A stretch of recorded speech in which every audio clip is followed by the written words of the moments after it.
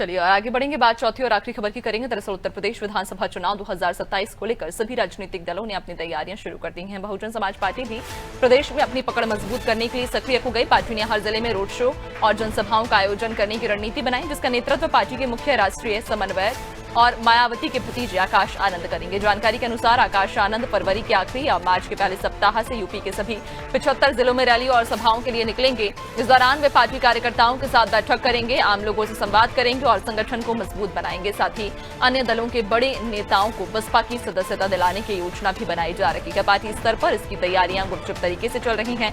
माना जा रहा है कि 2027 विधानसभा चुनाव से पहले मायावती आकाश को पूरे प्रदेश में घुमाकर राजनीतिक जमीन मजबूत करना चाहते हैं। खासकर आकाश के माध्यम से वो युवाओं को पार्टी के पाले में लाना चाहते हैं, जो चंद्रशेखर आजाद के साथ चले गए।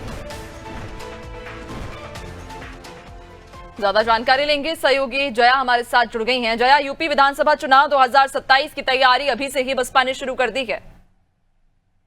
देखिए नैन्सी, सबसे बड़ी बात है कि 2027 के विधानसभा चुनाव में तो समय बहुत ज्यादा नहीं, क्योंकि एक साल का वक्त है और ऐसे में मायावती जी का लगातार जिस तरीके से सक्रियता है वो कहीं ना कहीं अन्य पार्टियों में के बीच में जो है वो खलबली लगातार बढ़ती जा रही है। आपने देखा कि 2025 में 9 अक्टूबर को किस तरीके से काशी राम के जयंती के अवसर पर किस तरीके से अम्बेडकर मैदान में 2 लाख से अधिक की भीड़ जुटी थी। वो कहीं ना कहीं एक तरीके से वो सियासत में फिर से सक्रिय होने का मायावती जी के द्वारा संकेत था। हालांकि फिलहाल आकाश आनंद को लेकर बहुत ज्यादा चर्चा है, क्योंकि वो मुख्य नेशनल कोऑर्डिनेटर है और ऐसे में मायने रखता है कि आकाश आनंद कितना बसपा के उन तमाम समर्थकों को जो भटक चुके हैं नेता, जो बसपा में कभी रहे थे, कभी जिनका तूती बोलता था, जो कभी मंत्रालय तक 3-3 मंत्रालय संभालते थे, 4-4 मंत्रालय संभालते थे, वो बसपा के जो पुराने नेता समाजवादी पार्टी और भारतीय जनता पार्टी का दामन थाम चुके हैं, उनको कैसे अपने पार्टी में लाते हैं, उनको कैसे अपनी पार्टी के रणनीतियों के तहत अपनी पार्टी में फिर से शामिल कराती है, देखने वाला दिलचस्प होगा तस्वीर। फिलहाल आकाश आनंद कितना युवाओं को प्रभावित करेंगे बहुत ज्यादा मायने रखता है, क्योंकि